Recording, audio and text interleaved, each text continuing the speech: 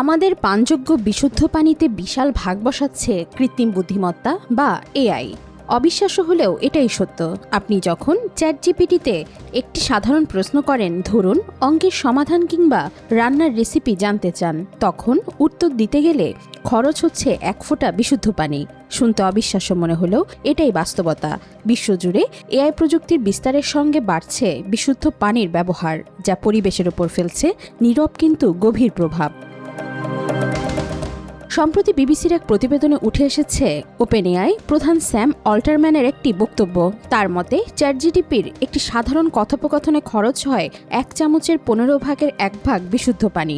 প্রতিদিন প্রায় 100 কোটি মেসেজের উত্তর দেয় চ্যাটজিপিটি।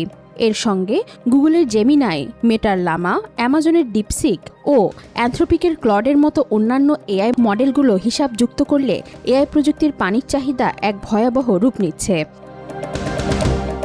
কিন্তু প্রশ্ন হচ্ছে, কোথায় খরচ হচ্ছে এই বিশুদ্ধ পানি? বিশুদ্ধ পানি মূলত 2 জায়গায় ব্যবহৃত হয়। এআই মডেল চালানোর জন্য ব্যবহৃত চিপগুলো উচ্চ ক্ষমতা সম্পন্ন, যা প্রচণ্ড উত্তাপ সৃষ্টি করে। তাই এই তাপ দূর করতে ব্যবহৃত হয় তরল শীতলীকরণ পদ্ধতি, যেখানে পানযোগ্য মানের বিশুদ্ধ পানি দরকার হয়, কারণ এতে ব্যাকটেরিয়া থাকলে তা যন্ত্রপাতির ক্ষতি করতে পারে।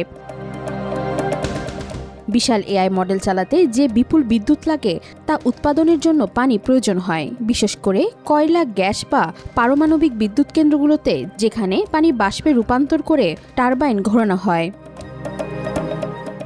এছাড়া এআই চিপ তৈরির সেমিকন্ডাক্টর কারখানাগুলোতেও পানি ব্যবহৃত হয় বিপুল পরিমাণে। এই পানি সাধারণত নেওয়া হয় স্থানীয় উৎস থেকে, যার ফলে ইতিমধ্যেই যুক্তরাষ্ট্র, স্পেন, চিলি ও ভারতের মতো বিভিন্ন দেশের ডাটা সেন্টারগুলোর সঙ্গে স্থানীয় কৃষক ও বাসিন্দাদের বিরোধ তৈরি হয়েছে। কোথাও কোথাও হয়েছে প্রতিবাদও।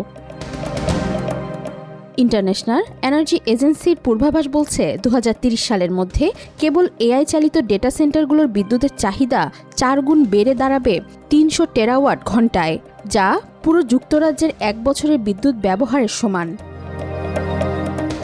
এই চাপ সামাল দিতে গুগল, মাইক্রোসফট, মেটার মতো বড় প্রযুক্তি প্রতিষ্ঠানগুলো 2030 সালের মধ্যে নিজেদের ওয়াটার নিউট্রাল করার প্রতিশ্রুতি দিয়েছে। পাশাপাশি বিজ্ঞানীরা এমন প্রযুক্তি তৈরি করার চেষ্টা করছেন যাতে পানি বাষ্পে পরিণত না হয়, এবং এমন অঞ্চলে ডেটা সেন্টার বসানোর চিন্তাও করা হচ্ছে যেখানে পানি সংকট নেই, যেমন মরু অঞ্চল বা মহাকাশ।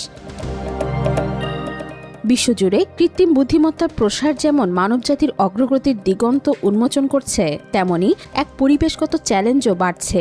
বিশেষ করে পানির উপর এআই এর নির্ভরতা এক নতুন প্রশ্ন তুলে দিচ্ছে, এই প্রযুক্তির ভবিষ্যৎ আদৌ কতটা টেকসই। ওয়াহিদা পারভিন, আজকাল।